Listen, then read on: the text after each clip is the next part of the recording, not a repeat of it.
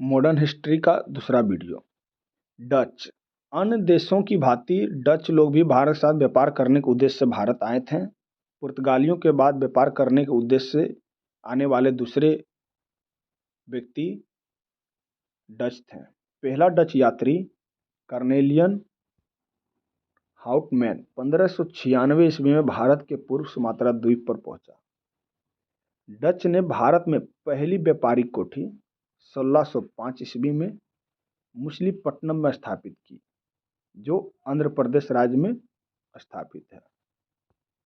दूसरी व्यापारिक कोठी पुलिकट में स्थापित किया तथा इसे ही समस्त गतिविधियों का केंद्र बनाया। पुलिकट जो आंध्र प्रदेश और तमिलनाडु की सीमा पर स्थित एक पुलिकट झील है, जहां पर उसी द्वीप पर श्री हरिकोटा स्थित है, जो भारत के अनुसंधान संस्था के अंतर्गत आता है।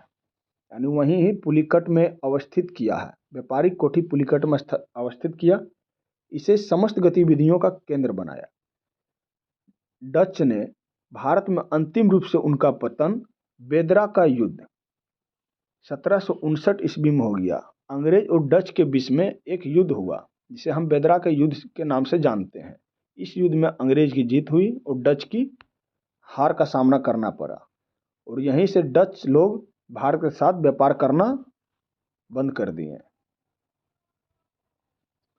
अंग्रेज। डच के बाद व्यापार करने के उद्देश्य से भारत आने वाले अंग्रेज थे, जिन्होंने 217 व्यक्तियों की साझेदारी से एक कंपनी का निर्माण किया, और इन्होंने बिजनेस व्यापार करने के उद्देश्य से भारत आने के लिए इन्होंने एलिजाबेथ प्रथम, जो वहाँ की शासिका थी, उनसे अनुमति प्राप्त की, और एलिजाबेथ प्रथम ने 15 वर्षों के लिए व्यापार की अनुमति भी प्रदान किया। दिसंबर 1600 ईस्वी में ब्रिटेन की महारानी एलिजाबेथ प्रथम ने कंपनी को 15 वर्षों के लिए व्यापार करने की अनुमति प्रदान की। एलिजाबेथ प्रथम की मृत्यु के बाद वहां का शासक जेम्स प्रथम हुआ, जिन्होंने अपने दूत हॉकिंस को अकबर के दरबार में भेजा, किंतु अकबर के उत्तराधिकारी के रूप में वहां का शासक जहांगीर बन चुका था।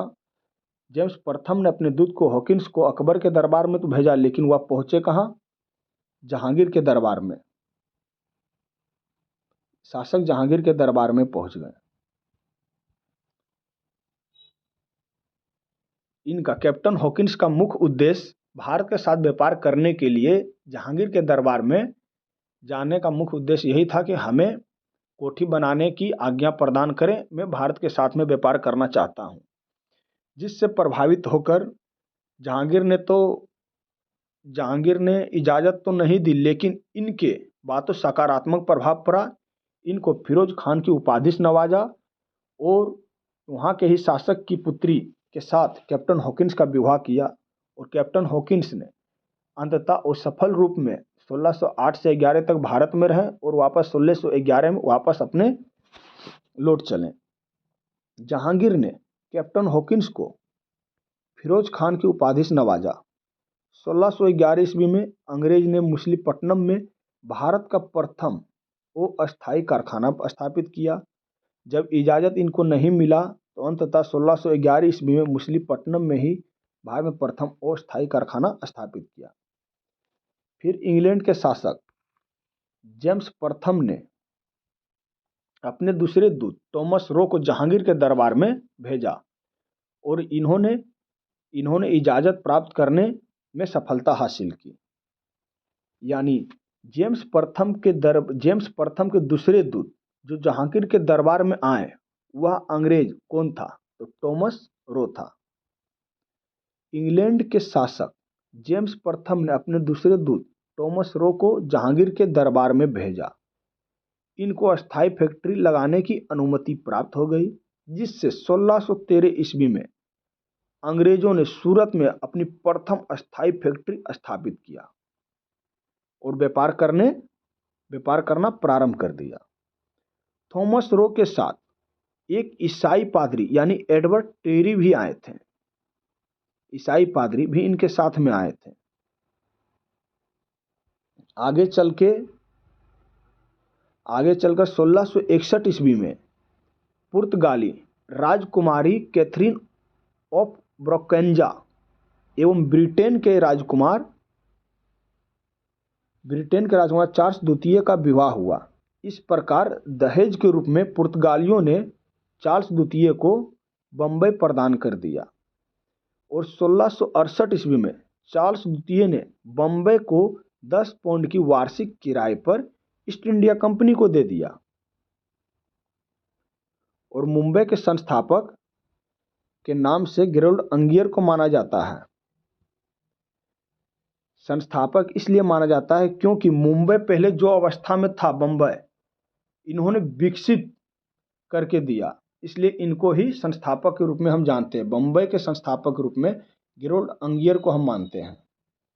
ईस्ट इंडिया कंपनी का विस्तार, इनके द्वारा प्राप्त ख्याति। 1611 ईस्वी में अंग्रेजों ने मछलीपट्टनम में प्रथम अस्थायी कारखाना स्थापित किया। अंग्रेजों ने सूरत में प्रथम अस्थायी कारखाना स्थापित किया जो टॉमस रो के इजाजत से हुआ था।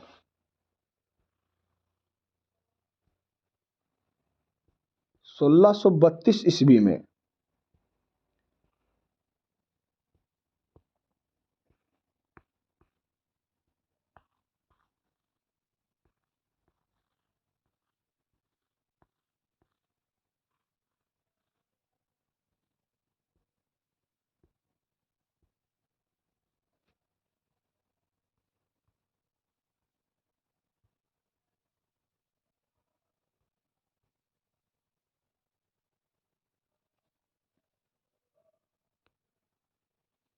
ईस्ट इंडिया कंपनियों का विस्तार।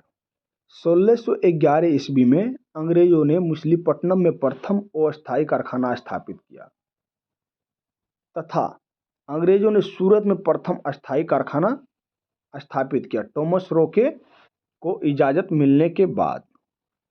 1632 ईस्वी में गोलकुंडा के शासक ने सुनहरा फरमान जारी किया कि शासक के द्वारा अंग्रेज को सुनहरा फरमान जारी किया गया। तो गोलकुंडा के शासक के द्वारा 1632 ईस्वी में सुनहरा फरमान जारी किया। सुनहरा फरमान है क्या?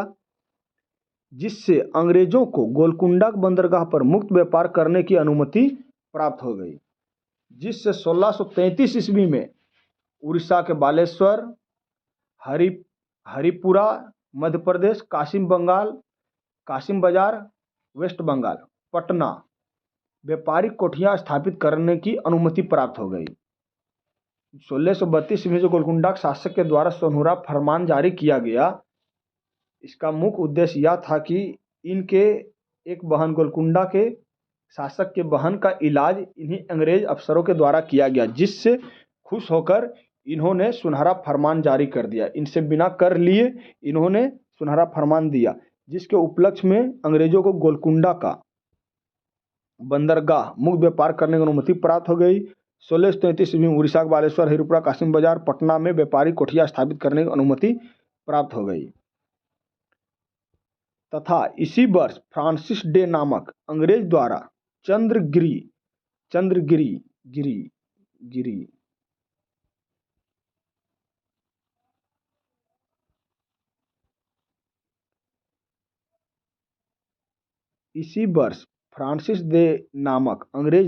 चंद्रगिरी के शासक से जमीन लीज पर लेकर मद्रास नगर की स्थापना किया। यानी मद्रास नगर की स्थापना किनके द्वारा किया गया? फ्रांसिस डे के द्वारा। तथा मद्रास के किले का नाम सेंट फोर्ट जॉर्ज रखा। सेंट फोर्ट जॉर्ज कहाँ अवस्थित है? तो मद्रास में। इनकी स्थापना किनके द्वारा किया गया? फ्रांसिस डे नामक अंग्रेज के द्वारा। बंगाल के शासक शाह सुजा ने सर्वप्रथम 1651 ईस्वी में अंग्रेज को व्यापारिक छूट की अनुमति दी। इस अनुमति को निशान के नाम से हम लोग जानते हैं।